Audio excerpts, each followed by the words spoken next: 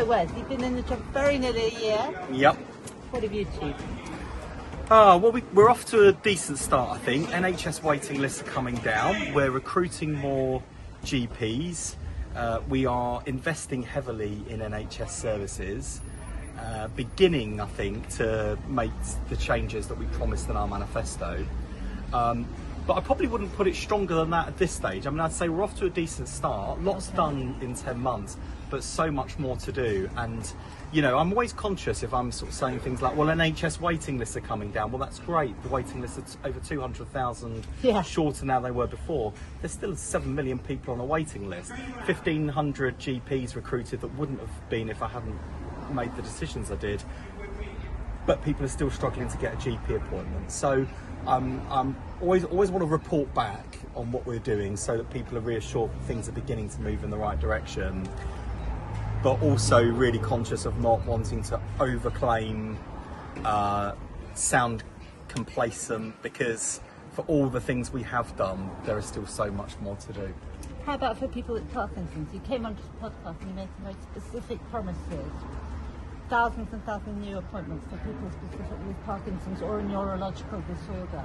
Yeah, so we'll look at the breakdown. I mean, I certainly think that people will have benefited from the improvements, but with the 10-year plan we'll be publishing shortly, there's sort of the three shifts we're talking about, from analogue to digital, primary to community, sickness to prevention. I think all three of those shifts, if they're going to be successful, will necessarily improve things for people living with Parkinson's, because on the life sciences and research front, that's kind of the whole thing's coming up with, so Parkinson's will come up with it.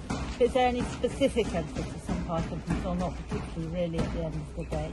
Well, I mean, certainly in the department there is, and in the NHS there is, and with ministers there is too. I mean, I've kind of consciously, in my first, well, now 10 months, I've tried not to at this stage get too drawn into specific conditions, because the whole NHS is a burning deck. And so what I've tried to do is look in a very systematic way at what we can do to improve waiting list sizes, improve response times, and get the whole system moving in the right direction. And I've tried to, so far, resist the temptation of getting too drawn into specific conditions that I care about, because otherwise the danger is you end up kind of going up one path and not doing the whole system change that the NHS needs. But certainly, I think, as I said when I came on before the election, for me, this country has a massive opportunity when it comes to neurological conditions and the brain, because I think we're on the cusp of some quite exciting breakthroughs in research and understanding and treatments. But you know, we've got to make sure we've got an NHS that's fit for the future and able to not just benefit from, but help drive some of that research and innovation. But I should probably come back on and do a proper kind of full account of what we're doing and what we're going to do next. When will you come on? Whenever you like. We'll get a date sorted. We'll get a date. Yeah. Perfect. I certainly would feel guilty if I've gone over a year in the job and haven't come back to report. A year, how about that? A year? Yeah.